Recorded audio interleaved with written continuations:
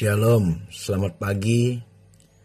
Pada pagi hari ini saya dibangunkan Tuhan untuk menyampaikan sebagian dari firman Tuhan, untuk supaya kita semua berjaga-jaga dan bersiap sedia apa dan bagaimana pengangkatan terjadi. Inilah tema khotbah yang saya akan berikan pada saudara di pagi hari ini, jam 5:45. Saya mau berdoa buat saudara. Bapa di surga, terima kasih untuk pagi yang indah, di mana Tuhan bangunkan hamba-Mu untuk menyampaikan firman Tuhan pada pagi hari ini.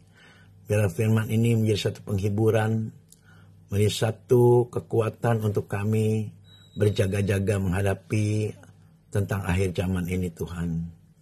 Pakailah hamba-Mu secara khusus untuk menyampaikan isi hati-Mu melalui tulisan-tulisan yang ada di Alkitab Tuhan, untuk memberikan keterangan tentang bagaimana pengangkatan itu akan terjadi. Biarlah seluruh jemaat Immanuel yang ada di dalam satu wadah, yang semua hamba sudah ajarkan untuk senantiasa semakin mengasihi Tuhan, mencintai Tuhan, supaya kesusahan besar itu tidak terjadi atas diri kami semua. Karena kami sangat percaya di akhir zaman Tuhan akan senantiasa membela kami, anak-anak-Mu Tuhan. Terima kasih Tuhan, dalam nama Tuhan Yesus. Hamba sudah berdoa dan mengucap syukur. Yang percaya katakan, amin. Saudaraku yang kasih Tuhan Yesus, pada pagi hari ini saya ingin memberikan keterangan apa dan bagaimanakah pengangkatan itu terjadi. Banyak jemaat Tuhan yang tidak tahu tentang pengangkatan. Oleh karena itu saya perlu memberitahu pada saudara semua apa yang segera akan terjadi, supaya kita sudah siap sedia menghadapi tentang akhir zaman ini. Tetapi satu hal yang ingin saya sampaikan, jangan Anda menjadi takut. Ini hanya sebagai suatu pengetahuan buat kita semua, supaya kita sudah siap berjaga-jaga untuk membasuh jubah kita masing-masing, dan bukan waktunya lagi bermain-main dengan dosa. Karena banyak gereja tidak mengajar jemaatnya tentang akhir zaman. Banyak pertobatan baru tidak mengerti apa-apa. Pengangkatan dan bagaimana terjadinya. Berikut ini penjelasan ringkas yang bisa saya sampaikan kepada saudara-saudara seiman yang belum memahaminya. Pengangkatan adalah penyelamatan. Pada akhir zaman dunia akan penuh kejahatan, dan para penguasa antikris akan menyesatkan banyak orang, dan mereka akan melakukan perbuatan durhaka. Saya akan bacakan dari 2 Tesalonika 2 ayat 3 dan 4. Janganlah kamu memberi dirimu disesatkan orang dengan cara yang bagaimanapun juga. Sebab sebelum hari itu haruslah datang dahulu murtad, dan haruslah dinyatakan dahulu manusia durhaka yang harus binasa, yaitu lawan yang meninggikan diri di atas segala yang disebut atau yang disembah sebagai Allah.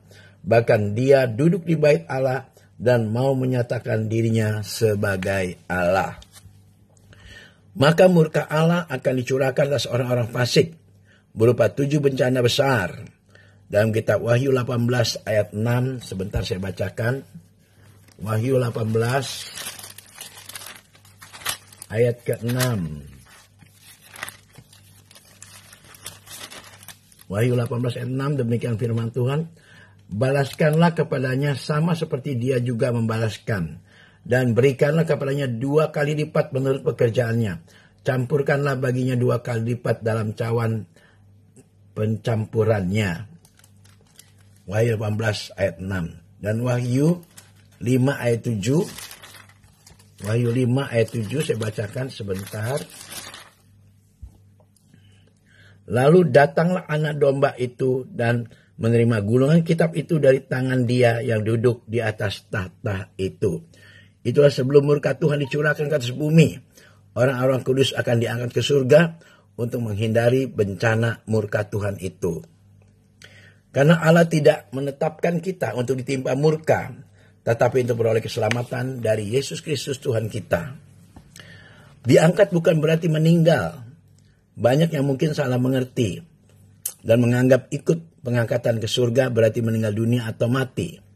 Pada waktu pengangkatan, kita tidak akan mati atau meninggal dunia, tetapi tubuh kita langsung diubah dalam tubuh kemuliaan yang dapat hidup, baik di bumi maupun di surga, tanpa melewati proses kematian.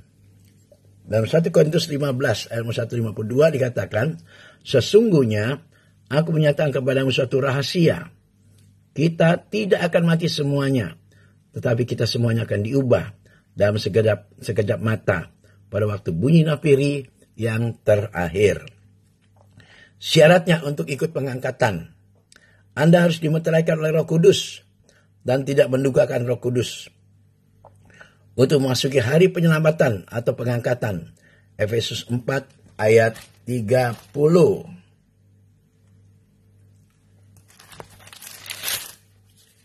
Efesus 4 ayat 30, demikian firman Tuhan. Dan janganlah kamu mendukakan Roh Kudus, Allah yang telah memeteraikan kamu menjelang hari penyelamatannya.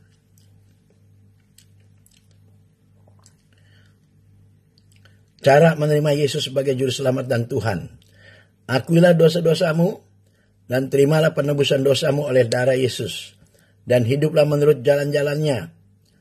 Alkitab berkata, semua orang telah berbuat dosa, Roma 3 ayat 3, dan berada di bawah hukuman, Yohanes 3 ayat 18, dan hanya pengorbanan Yesus yang dapat menghapus dosa dan menyelamatkan kita. Nanti Anda baca juga dalam Ibrani 9 ayat 26. Berilah dirimu didamaikan dengan Tuhan. Yesus yang tidak mengenal dosa telah dibuat menjadi dosa karena kita, supaya dalam Dia kita dibenarkan oleh Allah. Oleh karena itu, saudaraku yang dikasihi Tuhan Yesus, apabila kita sudah mengerti bagaimana dan apa pengangkatan terjadi, tema yang saya berikan pada pagi hari ini, berjaga-jagalah tuh saudaraku. Bukan waktunya kita bermain-main lagi dengan dunia ini. Marilah kita persiapkan diri kita untuk serius di dalam Tuhan. Supaya setelah corona COVID-19 ini selesai, kita benar-benar akan berdoa bersama-sama untuk mempersiapkan diri. Dan saya harapkan saudara semua, kita akan menjadi orang yang berbeda. Yang tersisa ini yang diselamatkan oleh Tuhan untuk melewati COVID-19 ini. Saya sebagai hamba Tuhan, Pendeta Andreas Melkisedek, terus berdoa untuk setiap jemaat PD Immanuel yang diberikan oleh Tuhan satu wadah yang indah, yang membuat saya terpesona dengan kebaikan Tuhan, di mana akan banyak jiwa-jiwa diselamatkan. Jika Anda mau diselamatkan, berdoalah demikian. Tuhan Yesus, saya mengakui bahwa saya orang berdosa. Ampunilah saya Tuhan. Selamatkanlah saya dari darah-Mu, oleh darah-Mu Yesus. Maka saya akan hidup menurut jalan-jalan-Mu. Berikanlah Roh Kudus-Mu dan meteraikanlah saya. Dan selamatkan seluruh keluarga saya. Dalam nama Bapa, Anak, dan Roh Kudus. Amin.